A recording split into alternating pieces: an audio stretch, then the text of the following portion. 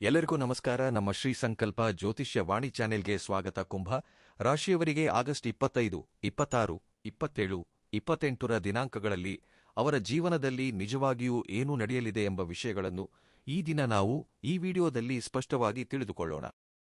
ಈ ರಾಶಿಯವರ ಬಗ್ಗೆ ಹೇಳುವಂತಹ ಪ್ರತಿಯೊಂದು ಮಾತು ಕೂಡ ಖಂಡಿತವಾಗಿಯೂ ನೀವು ಮನಸ್ಸಿಟ್ಟು ಕೇಳಬೇಕಾದ ಮಾತು. ನಿಮ್ಮ ಜೀವನವನ್ನು ಮರುತಿರುಗಿಸುವ ಸಂಚಲನಾತ್ಮಕ ಘಟನೆಯೊಂದು ನಡೆಯಲಿದೆ.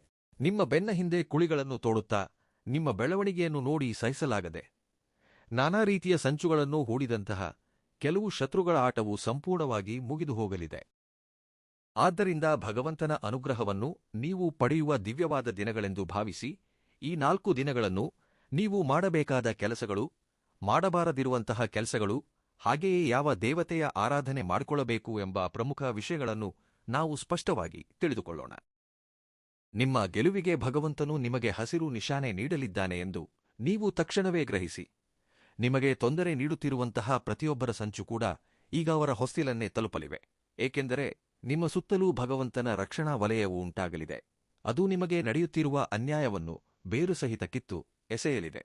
ನೀವು ಇದುವರೆಗೆ ಎಷ್ಟೋ ಸಹಿಸಿಕೊಂಡಿದ್ದೀರಿ, ಎಷ್ಟೋ ಅವಮಾನಗಳನ್ನು ಭರಿಸುತ್ತಾ ಮೌನವಾಗಿ ಬಂದಿದ್ದೀರಿ. ಆದರೆ ಈಗ ಆ ಮೌನವೇ ನಿಮ್ಮ ಪಾಲಿಗೆ ಅತಿದೊಡ್ಡ ಆಯುಧವಾಗಿ ಬದಲಾಗಲಿದೆ. ಪರಿಸ್ಥಿತಿಗಳು ಎಷ್ಟು ವೇಗವಾಗಿ ಬದಲಾಗಲಿವೆ ಎಂದರೆ ನಿಮ್ಮ ಶತ್ರುಗಳು ಕೂಡ ತಮಗೆ ಏನು ನಡೆಯುತ್ತಿದೆ ಎಂಬುದನ್ನು ಊಹಿಸಿಕೊಳ್ಳಲು ಸಾಧ್ಯವಿಲ್ಲ. ಇನ್ನು ಅವರು ನಿಮ್ಮ ದಾರಿಯಲ್ಲಿ ಇಟ್ಟಂತಹ ಪ್ರತಿಯೊಂದು ಅಡೆತಡೆಗಳು ಅವು ತಮ್ಮಷ್ಟಕ್ಕೆ ತಾವೇ ಚೂರುಚೂರಾಗಿ ಹೋಗುವುದನ್ನು ನೀವು ಕಣ್ಣಾರೆ ನೋಡುತ್ತೀರಿ. ಅವರ ಮೋಸಗಳೆಲ್ಲವೂ ವಿಫಲವಾಗುವುದನ್ನು ನೋಡುತ್ತೀರಿ. ನಿಮ್ಮ ಎದುರಿಗಿರುವ ಪ್ರತಿಯೊಂದೂ ಕೂಡ ನಿಮ್ಮನ್ನು ತಡೆಯುವ ಧೈರ್ಯ ಮಾಡಲಾಗದೆ ಹಿಂದೆ ಸರಿದು ಹೊರಟು ಹೋಗುತ್ತವೆ. ನೀವು ಇಡುವ ಪ್ರತಿಯೊಂದು ಹೆಜ್ಜೆಯಲ್ಲೂ ಭಗವಂತನ ಜೊತೆ ನಿಮಗೆ ಸಿಗುತ್ತಲೇ ಇರುತ್ತದೆ. ಅದಕ್ಕಾಗಿಯೇ ನಿಮ್ಮ ದಾರಿಯು ಮುಂಚಿಗಿಂತಲೂ ಬಹಳ ಪ್ರಕಾಶಮಾನವಾಗಿ ಕಾಣಿಸುತ್ತದೆ. ನಿಮ್ಮನ್ನು ಯಾರು ಕೀಳಾಗಿ ಅಂದಾಜಿಸಿದ್ದಾರೋ ಅವರೆಲ್ಲರೂ ಕೂಡ ನಿಮ್ಮ ಬೆಳವಣಿಗೆಯನ್ನು ನೋಡಿ ಒಳಗೊಳಗೆ ಹೆದರಲು ಪ್ರಾರಂಭಿಸುತ್ತಾರೆ. ಅವರ ಅಹಂಕಾರವು ಸಂಪೂರ್ಣವಾಗಿ ಬಲಿಯಾಗಿ ಹೋಗುತ್ತದೆ.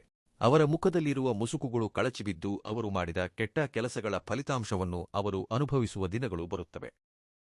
ನೀವು ಕೇವಲ ಗೆಲುವಿನತ್ತ ಧಾವಿಸಿ ಹೋಗುವುದಕ್ಕಾಗಿಯೇ ಹುಟ್ಟಿದ್ದೀರಿ.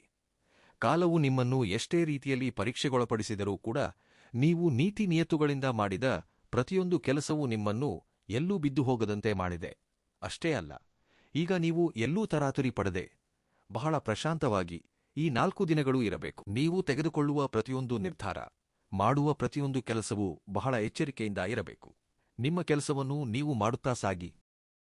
ಏಕೆಂದರೆ ಮುಂಬರುವ ದಿನಗಳಲ್ಲಿ ನಿಮ್ಮ ಗೆಲುವು ಎಷ್ಟು ಅದ್ಭುತವಾಗಿ ಇರಲಿದೆ ಎಂದರೆ ಅದನ್ನು ನೋಡಿ ಈ ಪ್ರಪಂಚ ಮತ್ತು ನಿಮ್ಮ ಸುತ್ತಲಿರುವವರು ಕೂಡ ಆಶ್ಚರ್ಯಪಡುತ್ತಾರೆ. ನಿಮ್ಮ ಪರವಾಗಿ ಇಷ್ಟೊಂದು ದೊಡ್ಡ ಬದಲಾವಣೆ ನಿಜವಾಗಿಯೂ ಹೇಗೆ ಬಂದಿತು ಎಂಬುದು ಯಾರಿಗೂ ಅರ್ಥವಾಗುವುದಿಲ್ಲ.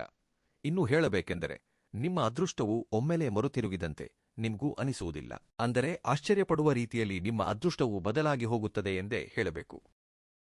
ಅಷ್ಟೇ ಅಲ್ಲ, ನೀವು ಈಗ ಎಷ್ಟು ಎತ್ತರಕ್ಕೆ ಬೆಳೆಯಲಿದ್ದೀರಿ ಎಂದರೆ ನಿಮ್ಮನ್ನು ಕೀಳಾಗಿ ಮಾತನಾಡಿದವರೇ ಇನ್ನು ಮುಂದೆ ನಿಮ್ಮತ್ತ ಕಣ್ಣೆತ್ತಿ ನೋಡಲು ಕೂಡ ಹೆದರುತ್ತಾರೆ. ನಿಮ್ಮ ಸುತ್ತಲಿರುವ ಭಗವಂತನ ರಕ್ಷಣಾ ವಲಯವು ಎಷ್ಟೇ ನಕಾರಾತ್ಮಕ ಶಕ್ತಿಯನ್ನಾದರೂ ತಿರುಗಿ ಅವರ ಮೇಲೆಯೇ ಹೊಡೆಯುವಂತೆ ಮಾಡುತ್ತದೆ. ಆದರೆ ಈ ಬಾರಿಯ ಆ ಶಕ್ತಿಗಳ ಎದುರು ಏಟಿಗೆ ನಿಮಗೆ ತೊಂದರೆ ನೀಡಿದವರು ಚೊನ್ಯೋ ತಟ್ಟುಕೊಳ್ಳಲು ಸಾಧ್ಯವಿಲ್ಲ. ಮತ್ತೆ ನಿಮ್ಮ ಜೀವನದೊಳಗೆ ನಿಮ್ಮನ್ನು ನೋಡಬೇಕೆಂದರೂ ಹೆದರಿ ಹೋಗುತ್ತಾರೆ. ಇನ್ನು ಮುಂದೆ ನೀವು ಇಡುವ ಪ್ರತಿಯೊಂದು ಹೆಜ್ಜೆಯಲ್ಲೂ ನಿಮಗೆ ತಿಳಿಯದಿರುವಂತಹ ಒಂದು ಹೊಸ ಬೆಳಕು ಕಾಣಿಸುತ್ತದೆ. ಸಾಕ್ಷಾತ್ ಭಗವಂತನೇ ನಿಮ್ಮ ಕೈ ಹಿಡಿದು ನಡೆಸುತ್ತಿದ್ದಾನೇನೋ ಎಂಬ ತಿಳಿಯದ ಭಾವನೆ ನಿಮ್ಮ ಮನಸ್ಸಿಗೆ ಉಂಟಾಗುತ್ತದೆ. ನಿಮಗೆ ಅನುಕೂಲಕರವಾದ ಪರಿಸ್ಥಿತಿಗಳು ನಿಮ್ಮ ಕಣ್ಣೆದುರು ಕಾಣಿಸುತ್ತವೆ. ಗಾಳಿಯೂ ಸಹ ನಿಮಗೆ ನಾನಾ ರೀತಿಯಲ್ಲಿ ಉತ್ತಮ ಸಂಕೇತಗಳನ್ನು ನೀಡುತ್ತಲೇ ಇರುತ್ತದೆ. ನೀವು ಮುಂದೆ ಸಾಗುತ್ತಿದ್ದರೆ ಅವಕಾಶಗಳು ನಿಮ್ಮನ್ನು ಹುಡುಕಿಕೊಂಡು ಬರುವುದನ್ನು ನೀವು ಕಣ್ಣಾರೆ ನೋಡುತ್ತೀರಿ. ಒಂದು ವೇಳೆ ನೀವು ಎಲ್ಲಾದರೂ ನಿಲ್ಲಬೇಕು ಎಂದು ನೋಡಿದರೂ ಸಹ ನಿಮ್ಮ ಅದೃಷ್ಟವೇ ನಿಮ್ಮನ್ನು ಮುಂದೆ ನಡೆಸುತ್ತಿರುತ್ತದೆ. ಏಕೆಂದರೆ ಸಮಾಜದಲ್ಲಿ ನಿಮಗೆ ಸಿಗಬೇಕಾದ ಗೌರವ, ಗೆಲುವು ಸಿಗುವಂತೆ ಮಾಡುವುದು ಈಗ ಭಗವಂತನ ನಿರ್ಧಾರ ಎಂದು ಹೇಳಬಹುದು. ಆದರೆ ಇಷ್ಟು ದಿನ ನಿಮ್ಮನ್ನು ಕೀಳಾಗಿ ಅಂದಾಜಿಸಿದವರೆಲ್ಲರೂ ನಿಮ್ಮ ಬೆಳವಣಿಗೆಯನ್ನು ನೋಡಿ ತಟ್ಟುಕೊಳ್ಳಲಾಗದೆ ತಲೆ ತಗ್ಗಿಸುವ ಪರಿಸ್ಥಿತಿ ಬರುತ್ತದೆ. ನಿನ್ನೆಯವರೆಗೆ ನಿಮ್ಮನ್ನು ಕೆಳಗೆ ಎಳೆಯಬೇಕು ಎಂದು ನೋಡಿದವರು ಈಗ ಅವರು ಮಾಡಿದ ತಪ್ಪುಗಳಿಂದ ಬರುವ ತೊಂದರೆಗಳಿಂದ ಹೇಗೆ ತಪ್ಪಿಸಿಕೊಳ್ಳಬೇಕು ಎಂಬುದು ತಿಳಿಯದೆ ತೊಂದರೆ ಪಡುತ್ತಾರೆ. ಆದರೆ ಈ ಬದಲಾವಣೆಯು ಬಹಳ ವೇಗವಾಗಿ ಊಹಿಸದ ರೀತಿಯಲ್ಲೇ ಬರುತ್ತದೆ. ನಿಮ್ಮನ್ನು ತಡೆಯಬೇಕೆಂದು ನೋಡುವ ಪ್ರತಿಯೊಬ್ಬರೂ ತಮ್ಮ ಸ್ವಂತ ದೌರ್ಬಲ್ಯಗಳಿಂದ ಹಿನ್ನಡೆಯಾಗಿ ಹೋಗುವುದನ್ನು ನೀವು ಕಣ್ಣಾರೆ ನೋಡುತ್ತೀರಿ. ಆದರೆ ನಿಮಗೆ ಮಾತ್ರ ನಿಮ್ಮ ದಾರಿಯು ಸಂಪೂರ್ಣವಾಗಿ ಸುಗಮವಾಗಿ ಹೋಗುತ್ತದೆ. ಅಡೆತಡೆಗಳು ತೊಲಗಿ ಹೋಗುತ್ತವೆ. ದಿನದಿಂದ ದಿನಕ್ಕೆ ನಿಮ್ಮ ಜೀವನದಲ್ಲಿ, ನಿಮ್ಮ ಅದೃಷ್ಟದಲ್ಲಿ ಒಂದು ಹೊಸ ಅಧ್ಯಾಯವು ಪ್ರಾರಂಭವಾಗುತ್ತಿದೆಯಾ ಎನ್ನುವಷ್ಟರ ಮಟ್ಟಿಗೆ ನೀವು ಆಶ್ಚರ್ಯಪಡುತ್ತೀರಿ. ಇನ್ನು ನೀವು ಕೇವಲ ಉನ್ನತ ಸ್ಥಾನಗಳನ್ನು ತಲುಪುವುದು ಮಾತ್ರವಲ್ಲದೆ, ಸಮಾಜದಲ್ಲಿ ನಿಮ್ಮ ಪ್ರಭಾವ, ನಿಮ್ಮ ಹೆಸರು ಹಾಗೆಯೇ ನಿಮ್ಮ ಗೌರವ ಎಷ್ಟು ಬಲವಾಗಿ ಬದಲಾಗುತ್ತವೆ ಎಂದರೆ, ನಿಮ್ಮ ಹೆಸರು ಕೇಳಿದರೆ ಸಾಕು, ನಿಮ್ಮ ಶತ್ರುಗಳು ತಮ್ಮ ಸಂಚುಗಳನ್ನು ನಿಲ್ಲಿಸಿಬಿಡುತ್ತಾರೆ. ಈಗ ನೀವು ಯಾರಿಗೆ ಏನನ್ನೂ ನಿರೂಪಿಸಬೇಕಾದ ಅಗತ್ಯವೂ ಇಲ್ಲ. ಏನೂ ಮಾತನಾಡದೆ ಬಹಳ ಪ್ರಶಾಂತವಾಗಿ ನಿಮ್ಮ ಕೆಲಸಗಳನ್ನು ನೀವು ಮಾಡುತ್ತಾ ಸಾಗಿ. ಈಗ ನಿಮ್ಮ ಮಾತುಗಳಲ್ಲ, ನಿಮ್ಮ ಯಶಸ್ಸು ಮಾತ್ರವೇ ಎಲ್ಲರಿಗೂ ಉತ್ತರ ಹೇಳಬೇಕು. ನಿಮಗೆ ನೋವುಂಟು ಮಾಡಿದವರು ಈಗ ನಿಮ್ಮ ಜೀವನದಲ್ಲಿ ಅದ್ಭುತವಾದ ಬದಲಾವಣೆ ಹೇಗೆ ಬಂದಿತು ಎಂದು ಕೊಳ್ಳುವಂತೆ ನಿಮ್ಮ ಬದಲಾವಣೆಯು 4 ಜನರಿಗೆ ಬಹಳ ಮಾದರಿಯಾಗಿರುತ್ತದೆ. ಈ ರಾಶಿಯವರಿಗೆ ಸಂಪೂರ್ಣವಾಗಿ ನ್ಯಾಯವು ಸಿಗಲಿದೆ. ಅತ್ತ ಶನಿ ಭಗವಾನರ ಅನುಗ್ರಹದಿಂದ, ಪರಮೇಶ್ವರನ ಅನುಗ್ರಹದಿಂದ ನೀವು ಕಷ್ಟಕ್ಕೆ ಎಷ್ಟು ತಾಳ್ಮೆ ವಹಿಸಿದಿರೋ ಅದಕ್ಕೆ ಮೌಲ್ಯಯುತವಾದ ಉಡುಗೊರೆ ಸಿಗುತ್ತದೆ. ಈ ರಾಶಿಯವರಿಗೆ ಸರಿಯಾದ ನ್ಯಾಯ ಸಿಗುವಂತಹ ಉತ್ತಮ ದಿನಗಳೆಂದೇ ಹೇಳಬೇಕು. ನ್ಯಾಯ ಸಿಗುವಂತಹ ಉತ್ತಮ ದಿನಗಳು ಇವೇ. ಆದ್ದರಿಂದ ತಾಳ್ಮೆಯಿಂದಿರಿ. ನಿಮ್ಮ ಸುತ್ತಲಿರುವ ದೈವಿಕ ರಕ್ಷಣೆಯು ಇನ್ನಷ್ಟು ಹೆಚ್ಚಾಗಿ ಬಲಗೊಳ್ಳುತ್ತಿದ್ದಂತೆ ನಿಮ್ಮ ಶತ್ರುಗಳ ಆತ್ಮವಿಶ್ವಾಸವು ಸಂಪೂರ್ಣವಾಗಿ ಪೆಟ್ಟು ತಿನ್ನುತ್ತದೆ. ಒಂದೊಮ್ಮೆ ನಿಮ್ಮನ್ನು ನೋಡಿ ಚೆನ್ನಾಗಿ ನಕ್ಕು ನಿಮ್ಮ ದಾರಿಯಲ್ಲಿ ನಾನಾ ರೀತಿಯ ಕಲ್ಲುಗಳನ್ನು ಎಸೆದವರು ಈಗ ಒಂದು ಸಣ್ಣ ಸಮಸ್ಯೆಯನ್ನು ಕೂಡ ತಟ್ಟುಕೊಳ್ಳಲಾಗದೆ ತೊಂದರೆಪಡುವ ದಿನಗಳೆಂದು ಭಾವಿಸಿ. ನೀವು ಒಂಟಿಯಾಗಿ ಅನುಭವಿಸಿದ ನೋವು ಈಗ ಎಷ್ಟೋ ಪಟ್ಟು ಹೆಚ್ಚಾಗಿ ಅವರ ಜೀವನಕ್ಕೆ ತಲುಪುತ್ತದೆ. ನಿಮ್ಮ ಮೌನವೇ ಈಗ ಅವರ ಪಾಲಿಗೆ ಒಂದು ದೊಡ್ಡ ಬಿರುಗಾಳಿಯಾಗಿ ಬದಲಾಗಲಿದೆ. ಏಕೆಂದರೆ ಮೌನವಾಗಿರುವವರ ದಂಗೆಯು ಯಾವಾಗಲೂ ಬಲವಾಗಿಯೇ ಇರುತ್ತದೆ. ಈಗ ಪರಿಸ್ಥಿತಿಗಳೆಲ್ಲವೂ ನಿಮಗೆ ಅನುಕೂಲಕರವಾಗಿ ಬದಲಾಗಿ ನಿಮ್ಮ ಶತ್ರುಗಳಿಗೆ ಸಂಪೂರ್ಣವಾಗಿ ವಿರುದ್ಧವಾಗಿ ಬದಲಾಗಲಿರುವ ದಿನಗಳಾಗಿವೆ. ನಿಮಗೆ ವಿರುದ್ಧವಾಗಿ ಸಂಚು ಮಾಡುತ್ತಿರುವುದು ಕೇವಲ ಒಬ್ಬರು ಅಥವಾ ಇಬ್ಬರು ಮಾತ್ರವಲ್ಲ, ಒಂದು ದೊಡ್ಡ ಸಂಖ್ಯೆಯೇ ನಿಮ್ಮ ಬೆನ್ನ ಹಿಂದೆ ಸೇರಿದೆ. ನಿಮ್ಮನ್ನು ಮಾನಸಿಕವಾಗಿ ದುರ್ಬಲಗೊಳಿಸುತ್ತಾ, ನಿಮ್ಮನ್ನು ಸಂಪೂರ್ಣವಾಗಿ ಕುಗ್ಗಿಸುತ್ತಾ, ಸಮಾಜದಲ್ಲಿ ನಿಮ್ಮ ಪ್ರತಿಷ್ಠೆಯನ್ನು ಹಾಳು ಮಾಡುತ್ತಾ, ನೀವು ಮಾಡಿದ ಯೋಜನೆಯನ್ನು ಅಥವಾ ಯಾವುದಾದರೂ ಒಂದು ಕೆಲಸ ಮಾಡಬೇಕು ಎಂದು ನಿರ್ಧರಿಸಿದಾಗ ಅದನ್ನು ಬಿಟ್ಟು ಇದನ್ನು ಮಾಡಿದರೆ ಬಹಳ ಒಳ್ಳೆಯದು, ಇಲ್ಲದಿದ್ದರೆ ನೀನು ಬಹಳ ಮೋಸ ಹೋಗುತ್ತೀಯ ಎಂದು ನಾನಾ ರೀತಿಯಲ್ಲಿ ನಿಮ್ಮ ಗಮನವನ್ನು ಬೇರೆಡೆಗೆ ಸೆಳೆಯುತ್ತಿರುತ್ತಾರೆ. ನಿಮ್ಮನ್ನು ಸಂಪೂರ್ಣವಾಗಿ, ಅಂದರೆ ನೀವು ಯಾವುದನ್ನು ಆಯ್ಕೆ ಮಾಡಿಕೊಳ್ಳುತ್ತೀರೋ, ಸರಿಯಾದ ಕ್ಷೇತ್ರವಾಗಲಿ, ಸರಿಯಾದ ಸಲಹೆಯಾಗಲಿ, ಸರಿಯಾದ ನಿರ್ಧಾರವನ್ನು ತೆಗೆದುಕೊಳ್ಳುವ ಸಮಯದಲ್ಲಿ ಅವರು ನಿಮ್ಮ ಹಕ್ಕನ್ನೂ ನಿಮಗೆ ನಾನಾ ರೀತಿಯಲ್ಲಿ ಇಲ್ಲಸಲ್ಲದ ತಪ್ಪು ಮಾಹಿತಿಯನ್ನು, ತಪ್ಪು ನಿರ್ಧಾರಗಳನ್ನು, ಇಲ್ಲಸಲ್ಲದ ಆತಂಕಕ್ಕೆ ನೀವು ಒಳಗಾಗುವ ರೀತಿಯಲ್ಲಿ ಮಾಡುತ್ತಲೇ ಇದ್ದಾರೆ. ಹೀಗೆ ನಾನಾ ರೀತಿಯಲ್ಲಿ ನಿಮ್ಮನ್ನು ಮರುಳುಗೊಳಿಸಿ ಅವರೇನೋ ಒಂದು ರೀತಿಯಲ್ಲಿ ನಿಮ್ಮ ಯೋಜನೆಗಳನ್ನು ಬೇರೆಡೆಗೆ ತಿರುಗಿಸುತ್ತಿದ್ದಾರೆ. ಆದರೆ ಇನ್ನು ಮುಂದೆ ನಿಮ್ಮ ಶತ್ರುಗಳಿಗೆ ಕಷ್ಟಕಾಲ ಪ್ರಾರಂಭವಾದಂತೆಯೇ ಭಾವಿಸಿ. ನಿಮ್ಮ ಬೆನ್ನ ಹಿಂದಿದ್ದು ನಂಬಿಕೆ ದ್ರೋಹ ಮಾಡುತ್ತಿರುವವರ ಮುಖಗಳು ಹೊರಬರುತ್ತವೆ. ಅವರ ಮನಸ್ಸಿನಲ್ಲಿ ಈಗ ಒಂದು ಭಯವು ಉಂಟಾಗುತ್ತದೆ. ಏಕೆಂದರೆ ಸತ್ಯವು ಎಷ್ಟೋ ಕಾಲ ಅಡಗಿರುವುದಿಲ್ಲ ಎಂದು ಹೇಳುತ್ತಾರೆ.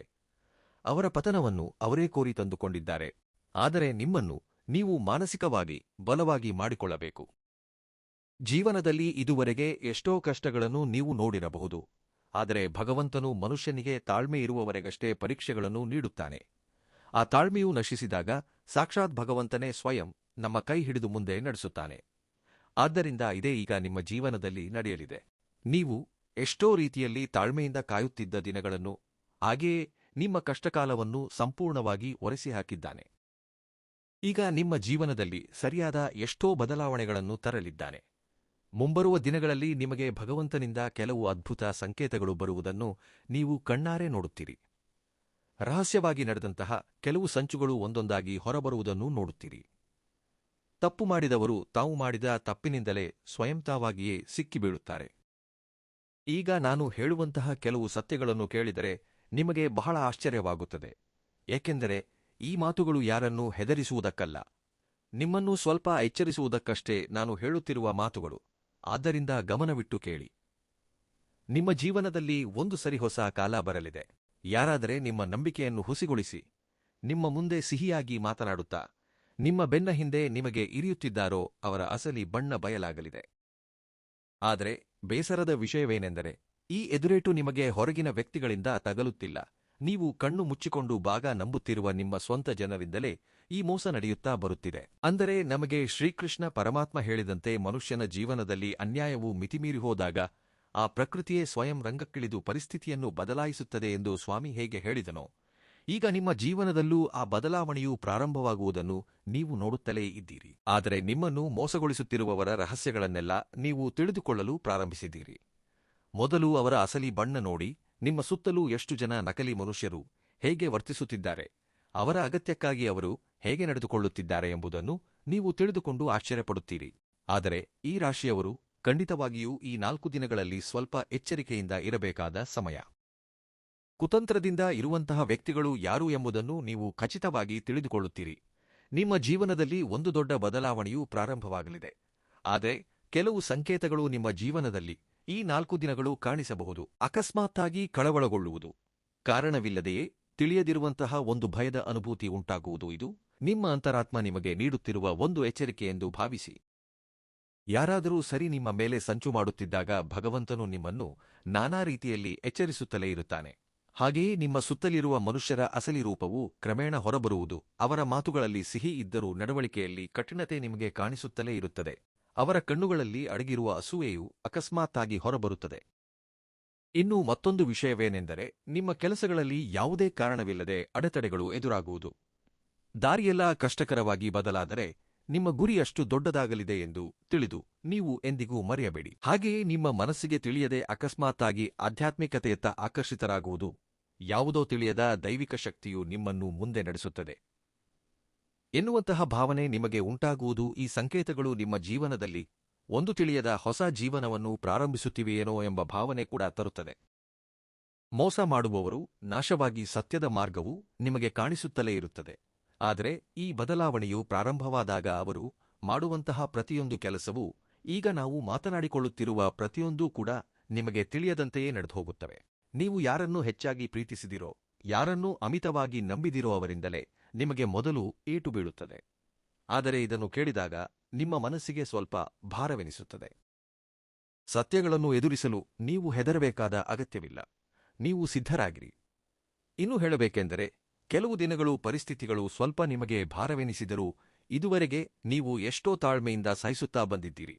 ಈಗಲೂ ನಿಮ್ಮನ್ನು ನೀವು ಬಹಳ ಎಚ್ಚರಿಕೆಯಿಂದ ಇಟ್ಟುಕೊಳ್ಳಬೇಕಾದ ಸಮಯ. ನಿಮ್ಮನ್ನು ತಪ್ಪುದಾರಿಗೆ ಎಳೆಯುತ್ತಿರುವ ವ್ಯಕ್ತಿಗಳಿಂದ ನೀವು ಹೊರಬರಬೇಕೆಂದರೆ ನೀವು ಸ್ವಲ್ಪ ಬಲವಾಗಿರಬೇಕು.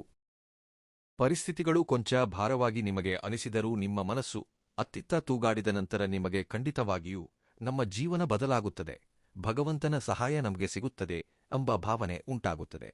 ಆದರೆ ಭಗವಂತನು ನಿಮಗೆ ಒಬ್ಬ ಹೊಸ ವ್ಯಕ್ತಿಯ ರೂಪದಲ್ಲಿ ಪರಿಚಯವಾಗಬಹುದು. ನಿಮಗೆ ನಾನಾ ರೀತಿಯಲ್ಲಿ ಧೈರ್ಯವನ್ನು ಹಾಗೆಯೇ ಶಕ್ತಿಯನ್ನು ತುಂಬುತ್ತಾನೆ.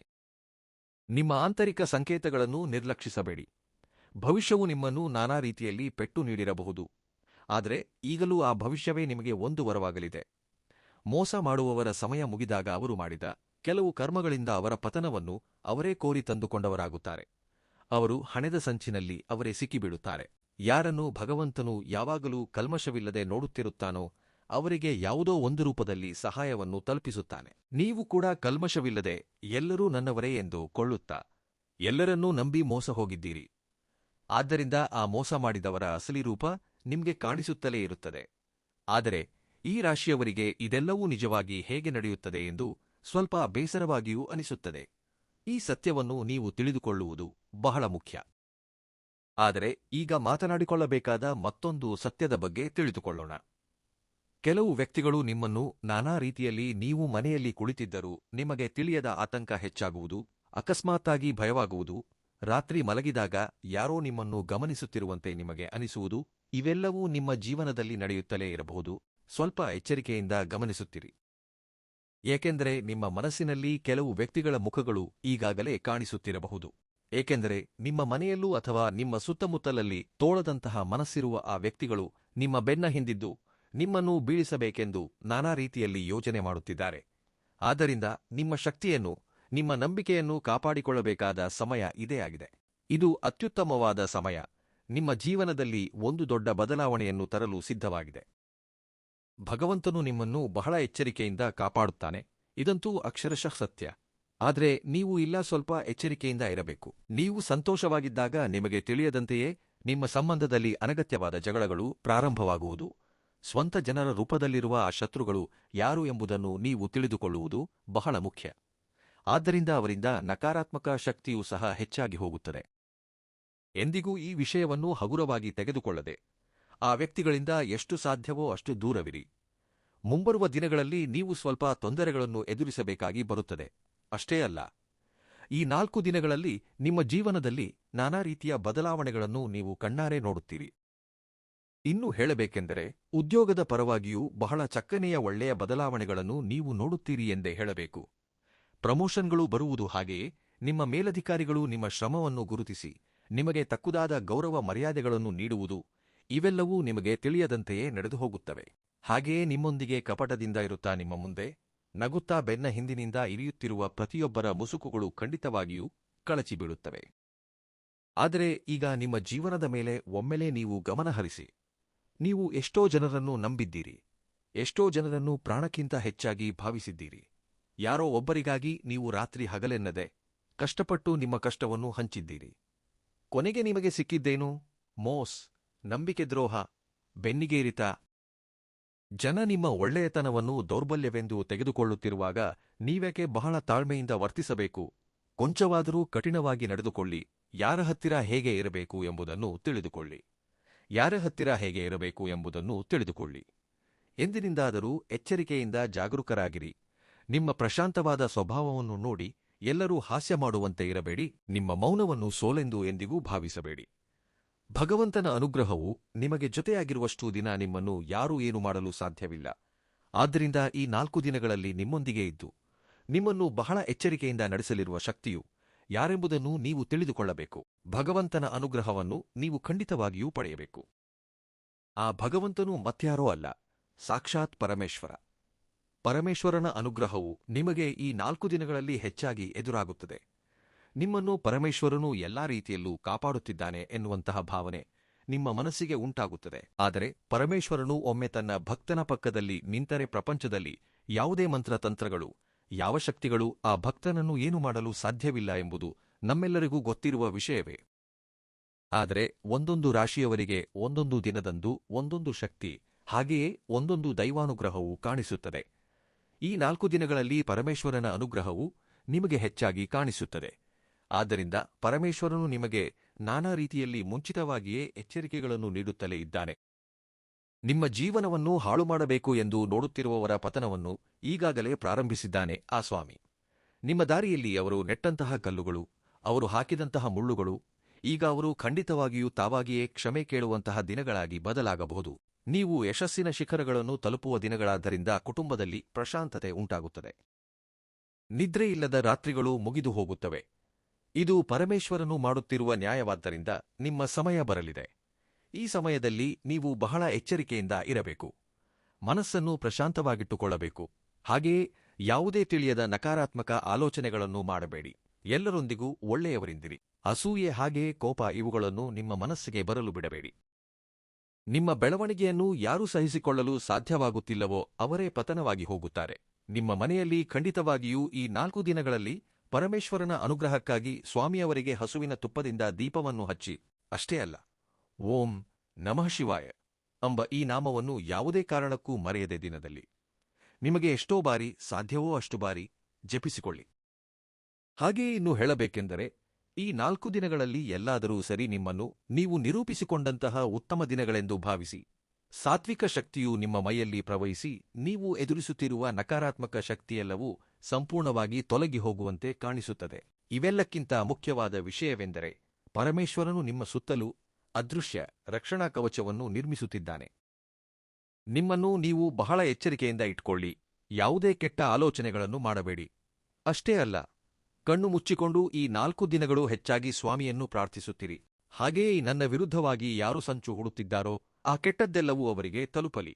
ನನಗೆ ಯಾವಾಗಲೂ ನಾನು ಸತ್ಯದ ಮಾರ್ಗದಲ್ಲಿ ನಡೆಯುವಂತೆ ನನ್ನನ್ನು ಎಚ್ಚರಿಕೆಯಿಂದ ಕಾಪಾಡು ಸ್ವಾಮಿ ಎಂದು ಮನಸ್ಸಿನಲ್ಲೇ ಅಂದುಕೊಳ್ಳಿ. ಈ ಮಾತುಗಳು ನಿಮ್ಮ ಅದೃಷ್ಟವನ್ನು ಸಂಪೂರ್ಣವಾಗಿ ಬದಲಾಯಿಸಿಬಿಡುತ್ತವೆ.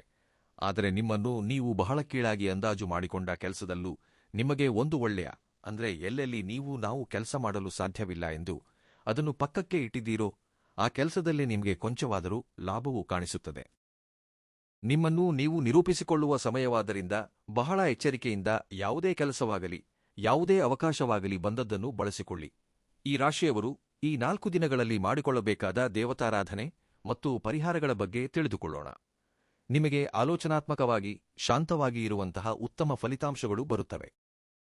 ಉದ್ಯೋಗ, ಕುಟುಂಬ, ಹಣದ ವಿಷಯಗಳಲ್ಲಿ ಸಮತೋಲನವು ಚೆನ್ನಾಗಿ ಹೆಚ್ಚಾಗುತ್ತದೆ.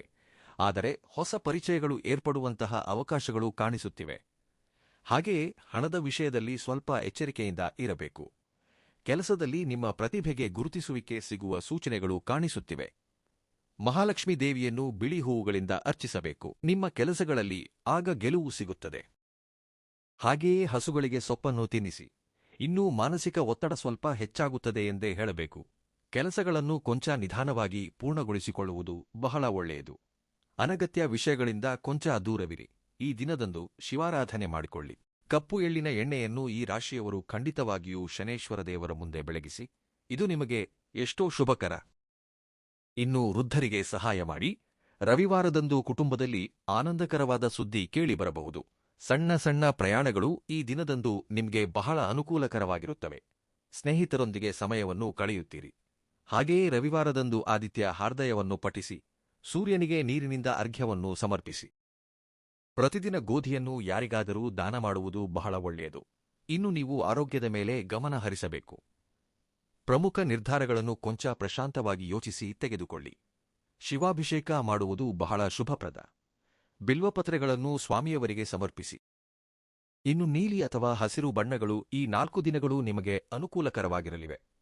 ಪ್ರತಿದಿನವೂ ಕನಿಷ್ಠ 10 ನಿಮಿಷವಾದರೂ ಓಂ ನಮ ಶಿವಾಯ ಎಂಬ ನಾಮವನ್ನು ಕಡ್ಡಾಯವಾಗಿ ಧ್ಯಾನಿಸಿ. ಆಗ ನಿಮಗೆ ಮನಃಶಾಂತಿ ಹೆಚ್ಚಾಗುತ್ತದೆ. ಇನ್ನು ತಾಳ್ಮೆ ವಹಿಸಿದರೆ ಈ 4 ದಿನಗಳಲ್ಲಿ ನಿಮಗೆ ಇನ್ನಷ್ಟು ಅದ್ಭುತವಾದ ಗೆಲುವು ಸಿಗಲಿ. ಈ ಮಾಹಿತಿ ನಿಮಗೆ ಇಷ್ಟವಾಗಿದ್ದಲ್ಲಿ ತಕ್ಷಣವೇ ಕಾಮೆಂಟ್ನಲ್ಲಿ ಓಂ ನಮ ಶಿವಾಯ ಎಂದು ಬರೆಯುವುದನ್ನು ಮರೆಯಬೇಡಿ. ಧನ್ಯವಾದಗಳು.